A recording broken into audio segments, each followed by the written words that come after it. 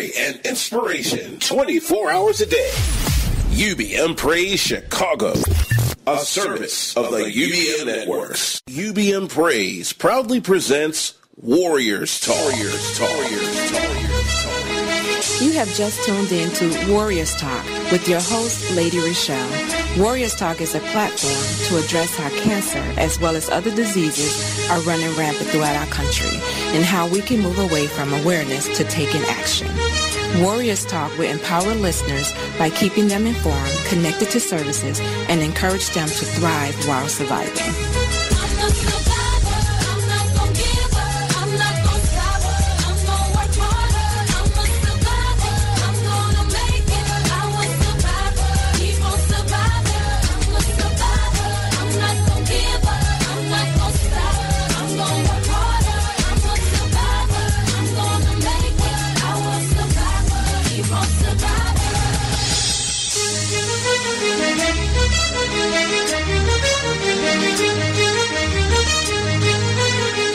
Welcome to Warriors Talk. I am your host, Lady Rochelle, and I am with Rizal Gilmore, a.k.a. Biz, and we are thrilled you have chosen to tune in today. It is Testimonial Tuesday. Please join us on all forms of social media, Facebook /Warriors Talks with an S, Twitter @WarriorsTalk1, Instagram Warriors Talk 1. You can email me at warriorstalk1@gmail.com, and also on Periscope @Lady Rochelle. For a rebroadcast of the show, you can go to Spreaker.com, and that's SPREAKER.com. Make sure you follow me, and I will follow you back. You can also call in at 773-675-5906, and we would love to hear from you. And we have some exciting guests on today. It's a lot of energy in the room. Rizal, are you on the phone? Hey, Lady Rochelle, how are you tonight? I am good. How are you? All is well. Raining here. But other than that, very well. Well, we have an exciting show. We have two beautiful ladies in the room, and they're going to be sharing their testimonies with us. I'm going to do a quick review of last week's show. Rizal, we had a good show last week. We talked about love, the healing power of love. We did, and so many people were inboxing me and texting me and calling me on how much of a great show that it was that we actually might have to do a part 2. I totally agree. You can never get tired of love. It has a lot to do with the healing of the body, the mind, as well as the soul. That's correct. And without love, you have nothing. That is true. It says the heart is indeed linked to our emotions and our overall well-being. Your heart plays a vital role in boosting your immune system. If we treat our heart and our body good, it would be good to us. So if they could take anything away from that show last week, just go away with it's better to have love and to have lost and have never loved at all. And we're still celebrating African American History Month. And I just want to highlight one person who is very vital, especially to our subject of cancer, which is Henrietta Lacks. She is actually someone we should know. She was a married mother of 5, born in August of 1920 in Virginia. She died of cervical cancer in October of 1951 at the age of 31. And the cells taken from her body without her knowledge was actually used to form the HeLa cell line, which has been used extensively in medical research since that time. So we're going to listen to a little clip that's dedicated to Henrietta Lacks, and she is somebody that we should know.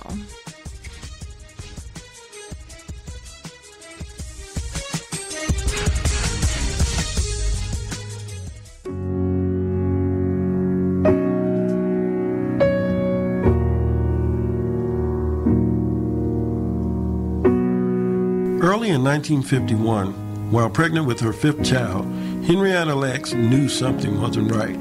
She felt a knot in her belly that she hadn't felt with her earlier pregnancies.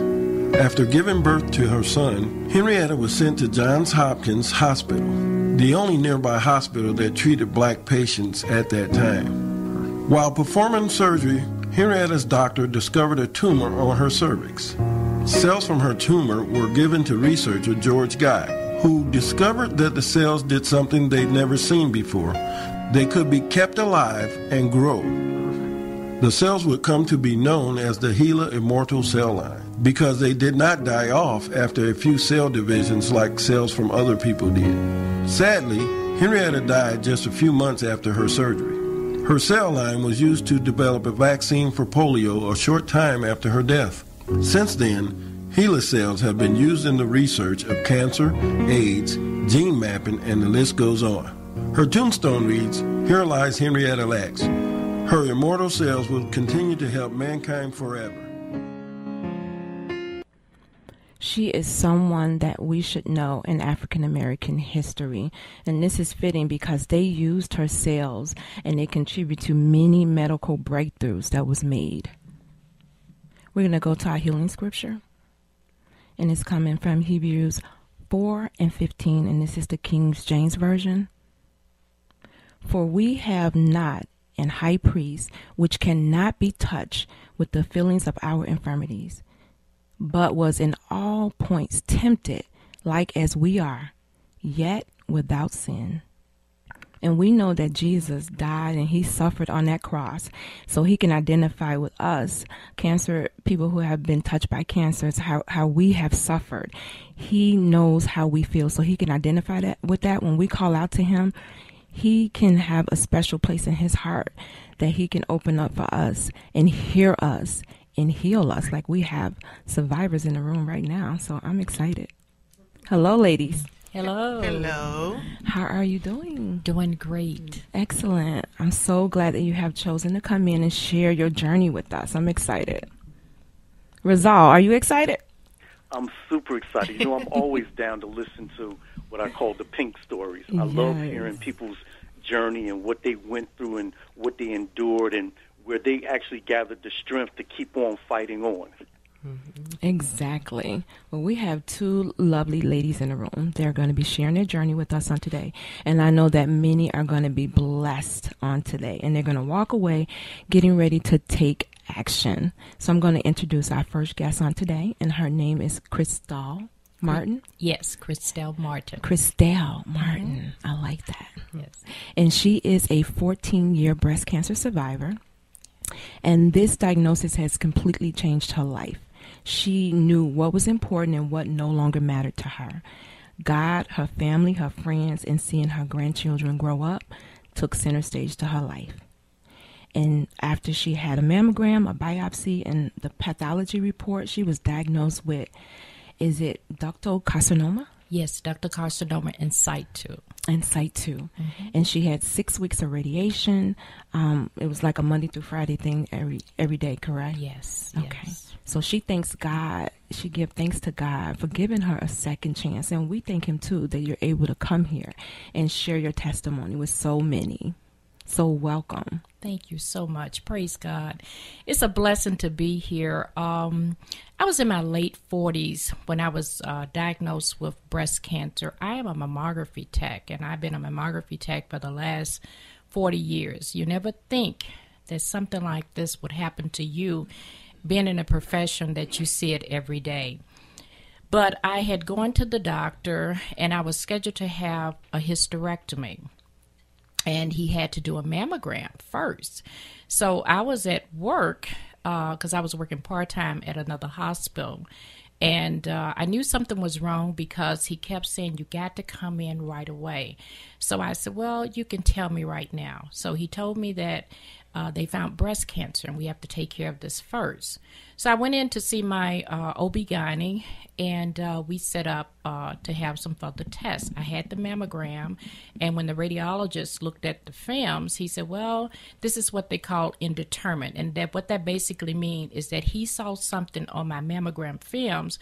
He knew it was something wrong, but he couldn't figure out what it was. So after the mammogram, I was scheduled for a biopsy. And what the biopsy does, they take tissue out, small samples, sort of like spaghetti strand, and they send that to the pathologist. So he analyzed it on the microscope, and I had to have what they call a lumpectomy. And basically what that means is the location where the cancer were, they took that lump of tissue out, but they also took out the surrounding margins. And margins simply means that they take out that additional tissue that is good tissue to make sure they have it all. Once the tissue is taken out, the surgeon bring it to the radiologist, and he confirms that she have all the cancer plus those clear margin, which is the good tissue. Mm-hmm. So after I had the lumpectomy, I had to go. I waited 3 weeks. Then I went for 6 weeks of radiation treatment every day. Mentally, it takes a toll on you, and you're thinking, oh, my God, am I going to survive this? Will I be able to do other things? And those things, like I stated before, what was important to you become secondary. Your life first, your family, your friends, and all those other things just go out the door that you had planned to do in the future. So if it wasn't for the mammogram catching my cancer, which is called ductal carcinoma in situ, which is DCIS, to break that down, duct, which means that their cancer was still in the lining of the duct. They caught it in the early stage. It had not broken out into the breast tissue.